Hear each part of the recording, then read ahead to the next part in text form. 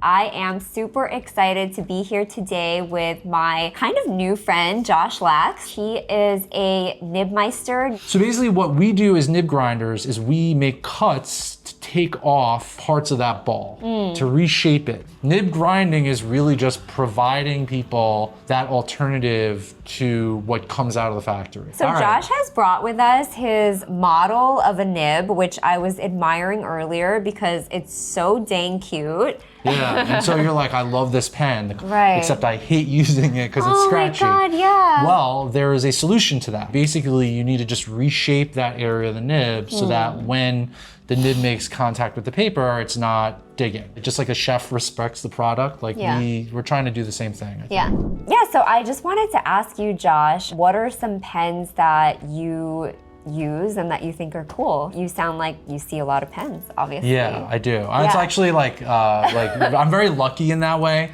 Also, it's like a problem sometimes. There's been a couple times where I'm at a show and I see like 4 different pens that I really like, and then like that becomes my we'll call it wish list, but it's really a shopping list for like the next 3 months, and I end up with them sometimes. Oh, right, because you're like constantly seeing these things. And I'm like, oh, this is great. I need one of these. Right. And then, the hunt goes on, and lo and behold, the next time I see that person, I'm like, hey, I got one of those myself. Oh my God, yeah. But I'm comfortable with that reality. So, but I would say I have appointed myself the chief missionary of vintage pens. Okay. Because Tom Otto? Yeah, I know who he is, yeah. Okay. He had a great way. I was on like something with him and Penboy Roy, and I was like talking about this, and one way he talked about this that I think is great is, like you wouldn't watch a movie only from one era. Like you wouldn't want to be like stuck in like the 2000s. Sure. Like you would want to watch things from the 80s and from the 40s and all this. And it's, I think, the same thing with pens. For pens. Yeah, there's one way to look at it. Okay, I like that. So I brought 2 pens that I love. And the first thing I'm going to admit to everybody, and I'm totally proud about this, is that these are not pristine. They are not in the best shape. And that is totally what makes it great to have it. Well, also because you can do anything you want with them. I know, but I did very little. That's my point. Oh, okay, so, okay. All right. So what's the history of this pen? And I'm talking about my personal history with it. So this is a Mabie Todd Swan Leverless. So it's from, I think, probably the 40s. This is one of the first vintage pens that I actually purchased and used. And what happened was I bought this not really knowing what it was. I saw it on eBay or something, and it looked really cool. And only after I got it did I start like exploring it and learning what's up. So first of all, the way this fills is like it's got this knob at the back, and you twist the knob, and there's like a bar inside that pushes down on like the rubber diaphragm, and then you turn it back and it fills. So that's like how it. Oh, it's like a squeeze, but that thing squeezes it for you. Yeah, exactly. Oh, I see. So there's no lever or anything. It's like a hard. It's like ebonite. Cool. But I think the pen is basically black celluloid that's chased, meaning it has like this texture that they imprinted on there. Yeah. And then I think the top is black ebonite, and the knob is also ebonite, and then the section is also ebonite. So it's ebonite, right? But what happened was I started using this, and again, I didn't know that much about. This was like early on in my pen experience. But this nib is a somewhat flexible, oblique, double broad stub. And I had never used anything like this to write anything in my life before. But I filled it with Parker Black Quink, took it to my office, pulled it out in the beginning of the morning, and was just like, holy Toledo. This is what a fountain pen, I guess, used to be. And this was back in 2009 or 2010, right? So before really like the market really boomed. Yeah. So there wasn't that many options at the time. Again, that's like the period where like you were basically getting like steel medium nibs on any new pen. Yeah. Or it was gold, so it was really expensive. Oh, I see. Like it's Yeah. So oblique means that it's angled to one side or the other. And the design of that comes from helping people who rotate their pens one way or the other. It's kind of like the tip of the nib is like that. Yeah, exactly. That's oblique. So if you were holding the pen one way, you turn it, and you get the oblique surface. My other favorite pen is something that is somewhat ubiquitous, but not. I've seen one of these before. So it's a Parker 51. It is a Parker 51 Aerometric. Now, what people should know about these Aerometric fillers is that these pens are like usable with everything in the same parts it had 60 years ago. And what do I mean by that? So these fillers, right, what you do is you press down on this bar right here and it pushes in this like rubber diaphragm that was made out of like a clear plastic. I think they call it plyglass or something. Okay. And what happens is you put the tip in the bottle of ink and you just squeeze it a few times and there's a tube inside. It draws all the ink in and then you're good to go. So basically, for the most part, if you get one of these, it's not cracked or anything, you can just clean it out with water and you might have like a ready to go pen that's like 60 or 70 years old. And that's special to Parkers? Like other vintage pens are not like that. Why? Some might be like that, but this one just happens to be the greatest vintage pen ever made. Or why is that? Is it the materials or? It's the materials. Okay. It is the technology of it. So basically in the front here, what's underneath what they call the hood is with a like very complicated feed unit. Okay. And the reason that was designed was that when they introduced quick dry ink, again, because they had like tons of money just to try whatever, they needed a pen that would hold the ink supply really close to the nib so it wouldn't dry out.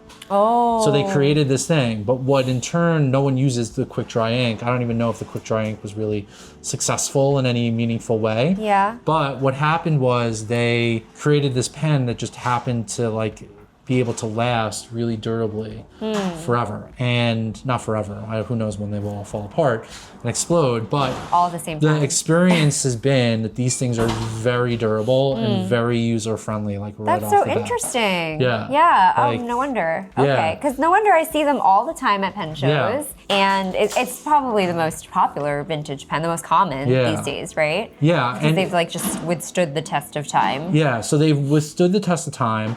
They're not that complicated, like to take apart if you so chose, but I'm telling you, what I'm saying is there's been a number of times where I bought these Aerometric pens, cleaned them out, and was ready to go. Yeah. Now, the reason I brought this one is because I wanted to highlight something else. So this pen, the Mabie Todd, and this are both from England. Okay. And you may say, Josh, why are you going overseas to get your vintage pens? I didn't go overseas, but why British pens specifically? So I like broad nibs, and for some reason, and I can't explain to you the reason for this, the British market and the Canadian market embraced broader nibs way more than the American market. Oh, okay. So like you will find, like if you go online and you were searching through, let's say, listings of vintage, or you went to a pen show and you saw vintage American pens and you saw vintage British pens, you would find that a lot more broad, larger nibs in the British batch than you would in the American. Oh, interesting. And there's also something, the way they feel. They're like the tipping or something is different than the American one. And so just like the feeling you get from them is totally different.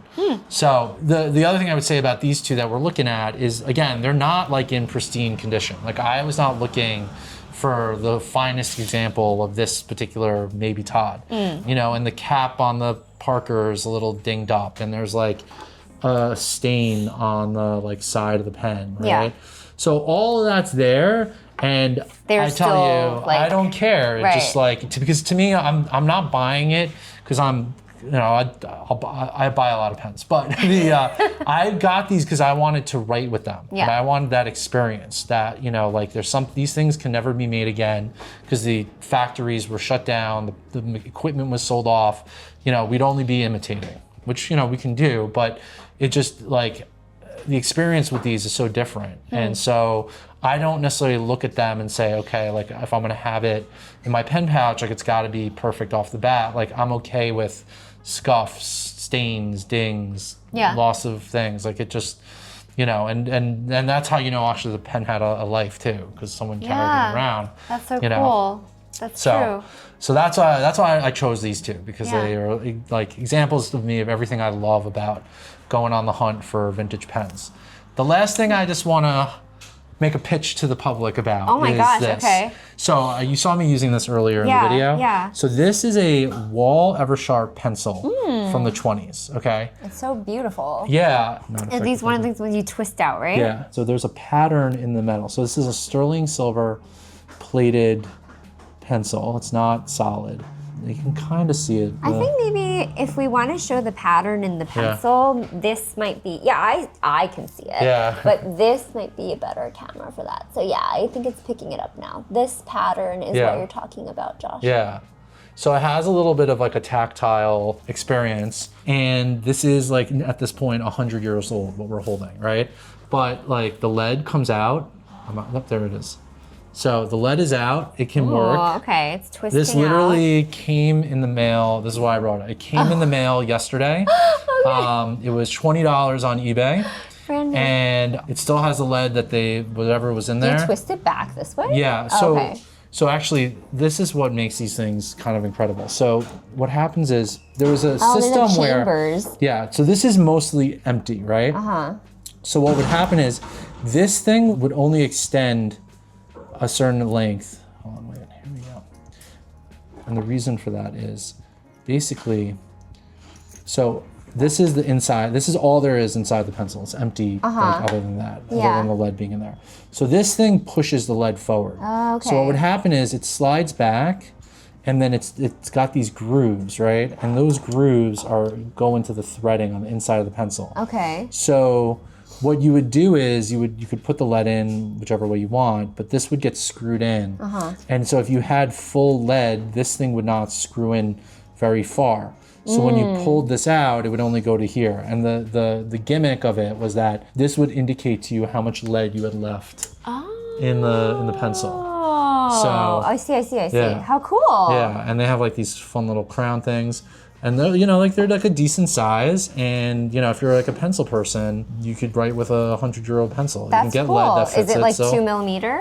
No, this one I think is 1.1. 1.1. Oh, okay. Yeah. Very cool. But there's, I don't know, do you stock 1.1? I don't know if we have 1.1. I think we have 2. Yeah. Yeah. I don't know if many pencils use 1.1 anymore. Not that I've seen. Yeah, but it is available. You can buy it. Okay. So my pitch to everyone is, even if you're not into vintage pens, but you like pencils, give the vintage pencils a look, because there's some really cool things. And like, to me, the aesthetics of it, like this could look good, in a little setup, right? So cool. Yeah. All right. All right. Well, thanks, Josh. Yeah, my pleasure. I really love that. Do you also use new pens, modern pens? Yeah. Okay, you appreciate it all. Yeah, yes. Okay. And in fact, we're talking about the YouTube video. I want to cover both. Because it's not like there's not great stuff being done modern-wise, right? Yeah. Like, there are some wonderful things. My pitch to people about vintage fountain pens is not to like exclude modern, or you have to choose one or the other. It's just like, you should give it a look, because if you like love that experience of a fountain pen, right? Like the way that the nib feels on the paper with the ink. Yeah. There's plenty of great stuff out there. But there's even more that's not even available anymore, except that you get it through a vintage pen, and it's worth checking out and reading about it, playing with them. I know. Going to the pen club. I'm sold.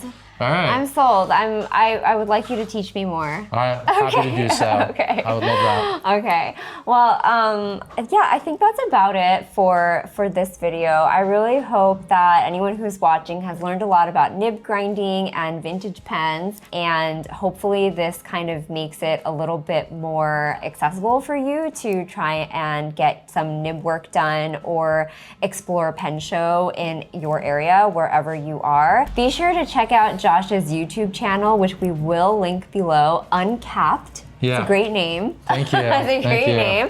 And be sure to look out for any events that we have coming up with Josh. We'll have him here at Yoseka to grind nibs hopefully in the near future. And thank you all so much for watching this video. Let us know in the comments what you thought, if you learned something new, if you're a fan of vintage pens, if you've met Josh before, whatever you think of this video, be sure to let us know. And thank you so much for watching. Bye. Bye. Thank you.